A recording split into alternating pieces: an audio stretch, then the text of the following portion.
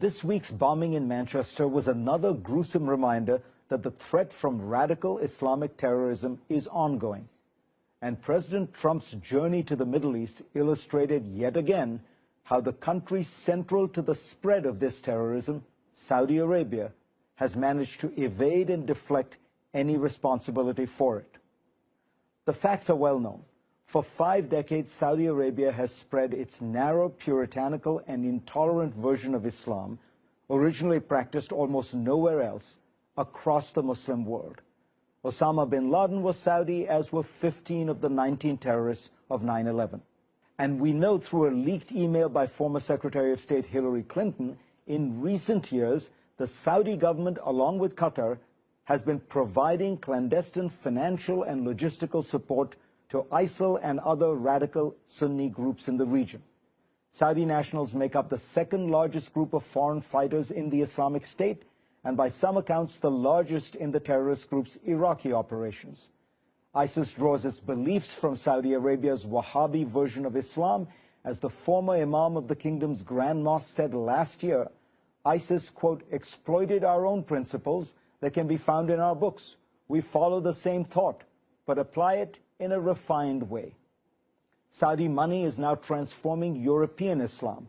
Leaked German intelligence reports show that charities closely connected with government offices of Saudi Arabia, Qatar, and Kuwait are funding mosques, schools, and imams to disseminate a fundamentalist, intolerant version of Islam throughout Germany. In Kosovo, the New York Times' Carlotta Gall describes the process by which a 500-year tradition of moderate Islam is being destroyed. From their bases, the Saudi-trained imams have propagated the supremacy of Sharia law as well as ideas of violent jihad, she writes. Saudi Arabia's government has begun to slow many of its most egregious practices. It is now being run de facto by a young, intelligent reformer, Deputy Crown Prince Mohammed bin Salman, who appears to be refreshingly pragmatic. But so far, the Saudi reforms have mostly translated into better economic policy for the kingdom, not a break with its powerful religious establishment.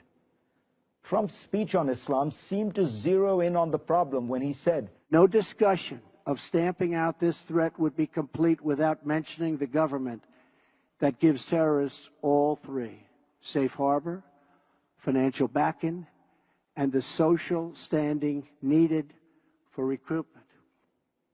But Trump, it turns out, was talking not about his host Saudi Arabia, but rather Iran. Now, to be clear, Iran is a destabilizing force in the Middle East and supports some very bad actors, but it is wildly inaccurate to describe it as the source of jihadi terror. According to an analysis of the Global Terrorism Database by Leif Wenar of King's College, 94% of deaths caused by Islamic terrorism since 2001 were perpetrated by ISIS, Al-Qaeda, and other Sunni jihadists. Iran is fighting those groups, not fueling them. Almost every terror attack in the West has had some connection to Saudi Arabia. Virtually none has been directly linked to Iran. Trump has adopted the Saudi line on terrorism, which deflects any blame from the kingdom and redirects it toward Iran. The Saudis dazzle Trump's inexperienced negotiators with attention, arms deals, and donations to a World Bank fund for women that Ivanka Trump is championing, even though Trump demanded in 2016 that the Clinton Foundation return money from the Saudis who, quote, want women as slaves and to kill gays, unquote.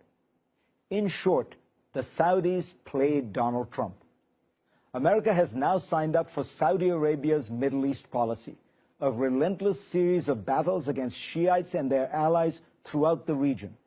That will enmesh Washington in a never-ending sectarian struggle, fuel instability, and complicate its ties with countries like Iraq that want good relations with both sides. But most important, it will do nothing to address the direct and ongoing threat to Americans: jihadi terrorism.